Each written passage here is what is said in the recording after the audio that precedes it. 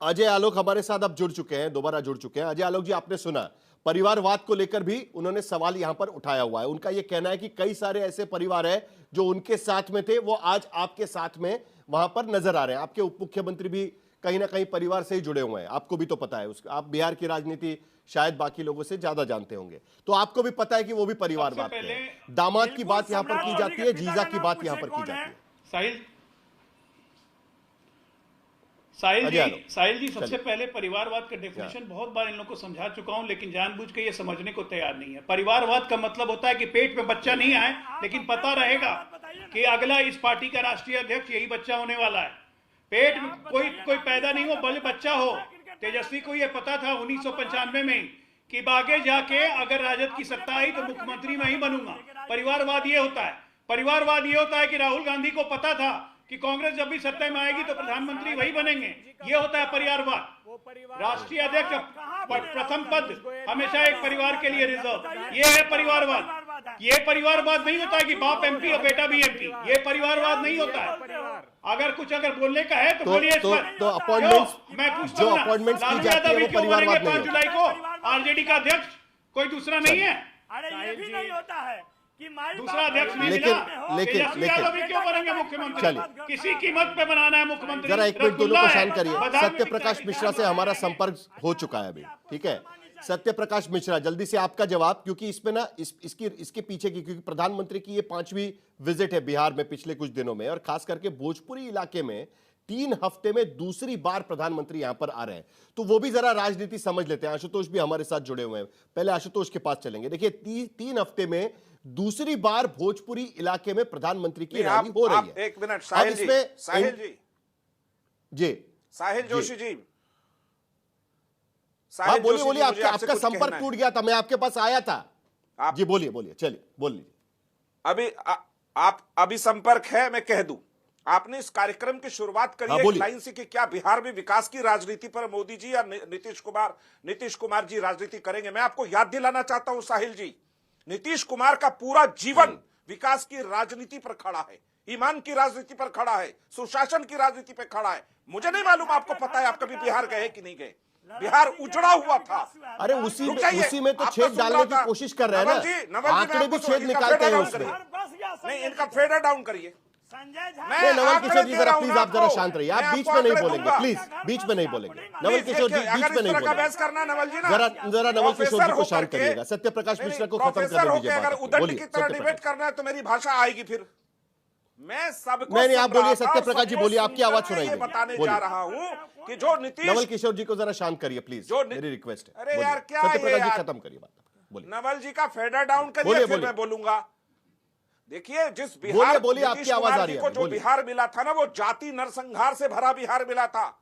59 जाति नरसंहार लालू प्रसाद यादव और राबड़ी देवी के राज में हुआ, और कांग्रेस ताली बजा रही थी उस जाति नरसंहार पर। उनमें दलितों की हत्या सबसे ज्यादा हुई थी। नीतीश कुमार ने 24 नवंबर 2005 को बिहार की जनता से एक वादा किया, सुशासन सुशासन सुशासन। उस सुशासन में पहला चीज क्या हुआ? बिहार की लड़कियां, अरे यार ये क्या, कौन बदतमीज आदमी है ये? इनके बारे में अरे आप बोलिए। अरे नवल किशोर जी को जरा थोड़ा शांत रहिए। नवल किशोर जी देखिए, इस तरीके से बातचीत नहीं हो पाएगी। मैं आपको एक बार फिर कह रहा हूं, आपको बोलने का मैंने मौका दिया था। बीच में बात करेंगे तो फिर बातचीत नहीं हो पाएगी, मुझे आगे बढ़ना पड़ेगा। प्लीज नवल, आप बोल रहे थे, मैं सुन रहा था। आप सत्य प्रकाश जी, आपकी बात जल्दी खत्म करिए, मुझे आशुतोष के पास भी जाना है। आपकी बात 30 सेकंड में खत्म करिए। आपकी बात खत्म करिएगा प्लीज। 1 मिनट भी नहीं दे रहे हैं आप। नहीं, इतने बड़े हमले। अरे आप बोलिए तो सही, आप बोलिए तो ठीक है, प्रणाम। आप बोलिए तो सही, आप बोलिए तो सही। आपकी बात सुन रहे हैं, आपकी बात सुन रहे हैं, आपकी बात सुन रहे हैं। बोलने आ रहा हूं। देखिए, बिहार का आंकड़ा यह है कि 14%, 14.5% का जीडीपी ग्रोथ रेट है। पिछले 20 सालों में बिहार या तो टॉप स्थिति में रहा इंक्लूसिव ग्रोथ में। आप इंडिया टुडे तो पढ़ते होंगे ना, इंडिया टुडे का रिपोर्ट है दिसंबर। अरे कौन बदतमीज मैं इंडिया टुडे का रिपोर्ट आपको पढ़ के बताऊं? ये प्रोफेसर मैं आपको इंडिया टुडे का रिपोर्ट पढ़ के बताऊं? देखिए, आप दावा कर रहे हैं, लेकिन मैं इंडिया टुडे का रिपोर्ट आपको पढ़ के बताऊं? इंडिया टुडे का रिपोर्ट मैं आपको पढ़ के बता सकता हूं। चलिए आगे बढ़ते हैं। जिसकी मैं बात कर रहा था आशुतोष, क्योंकि ये 3 हफ्ते में दूसरी बार भोजपुरी इलाके में प्रधानमंत्री की रैली हो रही है, और इस इलाके में एनडीए कमजोर रहा है। जरा आंकड़े एक बार देख लेते हैं। इन 10 जिलों में, भोजपुरी भाषी 10 जिलों में 73 विधानसभा की सीटें हैं, जिसमें 2020 में 45 सीटों पर 73 में से महागठबंधन जीता था। तब नीतीश कुमार महागठबंधन के साथ में थे। 2020 में 73 में से 27 सीटें एनडीए को मिली जब 2020 के चुनाव हुए थे। और लोकसभा में इन भोजपुरी भाषी सीटों पर अगर हम नजर डालें तो यहां पर भी एनडीए की हार कुछ सीटों पर यहां पर होती हुई हमको नजर आती है। जैसे खास करके बक्सर, आरा, सासाराम, काराकाट, औरंगाबाद, ये सीटें एनडीए हारी थी। यहां पर अगर हम नजर डालें तो आपको हमें नजर आता है कि अब के चुनाव में खास करके इन क्षेत्रों पर ज्यादा ध्यान देने की कोशिश की जा रही है। प्रधानमंत्री यहां पर एक तरीके से इन्वेस्ट कर रहे हैं, अपना चेहरा यहां पर आकर बात करने की कोशिश कर रहे हैं कि मैं विकास का वादा कर रहा हूं। ये चीजें हम यहां पर लेके आएंगे। ज्यादातर योजनाओं का उद्घाटन यहां पर करने की कोशिश की जा रही है। आशुतोष, देखिए साहिल, एक चीज आपको और सबको समझनी पड़ेगी कि दरअसल बिहार के में कभी विकास के नाम पे किसी तरीके का कोई चुनाव लड़ा ही नहीं गया। जो लोग ये कहते हैं विकास के नाम पे चुनाव लड़ा गया, वो भी मनगढ़ंत कपोल कल्पित कल्पनाएं एक तरीके से। 20 साल में 2005 से लेकर 2010 तक मैं बार बार इस बात को कहता हूं कि नीतीश कुमार की सरकार ने बहुत अच्छा काम किया, इसमें कोई दो राय नहीं। लेकिन 2010 के बाद से 2015 तक 25 तक अगर आप आएंगे तो नीतीश कुमार के पास अपनी कोई उपलब्धि आप दिखा नहीं सकते हैं। आप ये बार बार बड़ी बड़ी बातें की जाती हैं। आपने 2 डेटा दिखाया, बड़ी महत्वपूर्ण डेटा आपने दिखाया कि बिहार से 15.8% का जो पलायन क्यों हो रहा। अगर बिहार के अंदर रोजगार के अवसर होते, अगर बिहार के अंदर अपॉर्चुनिटीज होती, अवसर होता, मौके होते, तो लोग क्यों अपना गांव बिहार छोड़ के चले आते। आप दिल्ली पूरा आधा का पूरी दिल्ली जो है बिहार के लोगों से बसी हुई है। बिहार में पर कैपिटा इनकम आज भी हिंदुस्तान में सबसे कम है। मैं नीतीश कुमार को क्रेडिट देता अगर नीतीश कुमार ने बिहार की पर कैपिटा इनकम को उत्तर प्रदेश से ऊपर कर दिया होता। 2 राज्य जो सबसे नीचे हैं, उत्तर प्रदेश जिसकी पर कैपिटा इनकम करीब $1400 के आसपास है और बिहार 800 के आसपास। ये शर्मनाक है। ये शर्मनाक इसलिए है क्योंकि इसी हिंदुस्तान के अंदर तमिलनाडु की पर कैपिटा इनकम $4000। लेकिन आशुतोष, ये कहने की कोशिश होती है कि आप एक ग्लास को आधा भरा देख रहे हैं कि आधा खाली देख रहे हैं। कंपैरिजन होता है 2005 के बेसलाइन से कंपैरिजन करने की कोशिश की जाती है, जब बिहार का विकास दर 2 डिजिट पे भी नहीं था। वहां से कंपैरिजन करने की कोशिश की जाती है। और ये भी अभी अजय लोग कह रहे थे कि देखिए आबादी भी बढ़ गई है, उसमें 3 करोड़ लोग पलायन कर रहे हैं। साहिल एक बात मुझे बताइए, नीतीश कुमार को कितने साल चाहिए? 100 साल चाहिए?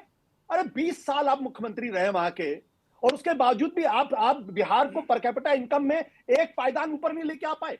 आप बिहार के अंदर आप जो माइग्रेशन नेशनल 6.1 है और 15.8 है। इसीलिए आशुतोष पूछ रहे कितने साल चाहिए आपको? आशुतोष पूछ रहे कितने साल चाहिए? अजय आलोक अंत में जी। ये पलायन इसलिए हो रहा है कि प्रवेश और भर्ती परीक्षा के मैं सिंपल बताता हूं आशुतोष जी को। ठीक है, आशुतोष जी को मैं ये बताना चाह रहा हूं कि बिहार को जब भी आप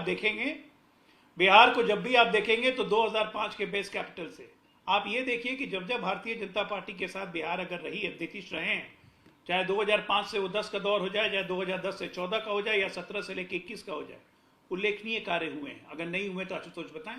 अगर मैं एक के बाद एक डेवलपमेंट प्रोजेक्ट बता दूंगा। मैं बताता हूं कांग्रेस की मानसिकता इतनी गंदी है कि भारतमाला प्रोजेक्ट बिहार में शुरू हो रहा है, इनके नेता कन्हैया कुमार कहते हैं कि रोड नहीं बननी चाहिए, बिहार का पानी लेने आ रहे हैं। ऐसे लोग हैं, नेगेटिव बातों करने के लिए यहाँ पे भरमार लगी हुई है। और 1 मिनट, मैं जब कहता हूं 1 मिनट, रिवर्स माइग्रेशन बिहार में हो रहा है तो मैं तथ्यों के साथ कह रहा हूं। मैं रिवर्स माइग्रेशन तथ्यों के साथ कह रहा हूं। इसका एक उदाहरण दे रहा हूं पंजाब के मुख्यमंत्री का, जो खुद कहते हैं कि बिहारी मजदूर वापस जा रहे हैं, यहाँ आने को तैयार नहीं है। जब तेलंगाना कोरोना के बाद तेलंगाना के मुख्यमंत्री यहाँ पर चार्टर ट्रेन भेजते मुख्यमंत्री मजदूरों को लेने के लिए, लोग तैयार नहीं होते। मेरा समय खत्म हो रहा है। अजय आलोक जी बात करिएगा, मेरा समय खत्म हो रहा है। सभी गेस्ट को मुझे ये कहना है बात, बिहार की स्थिति को लेकर इस देश में पिछले 25-30 साल में कई बार चर्चा हो चुकी है। थोड़े आंकड़े ऊपर नीचे होते हैं, ग्रोथ रेट को लेकर चर्चा हो जाती है, लेकिन अभी भी बिहार से बाहर जाने वाले लोग, पलायन करने वाले लोगों की संख्या वैसी की वैसी ही यहां पर नजर आती है। आप आंकड़े किसी भी परिप्रेक्ष्य में देखने की कोशिश करिए, जब तक वो स्थिति नहीं सुधरेगी तब तक किसी भी सुशासन या शासन पर सवाल उठना वाजिब है और इसी को लेकर हम यहां पर चर्चा करने की कोशिश करते हैं। इस बार के चुनाव में विकास के क्या वादे किए जाते हैं उस पर भी ध्यान रखना बहुत जरूरी होगा। 20 साल से नीतीश कुमार यहां पर मुख्यमंत्री बने हुए हैं और इसीलिए यह चर्चा करना जरूरी था। फिलहाल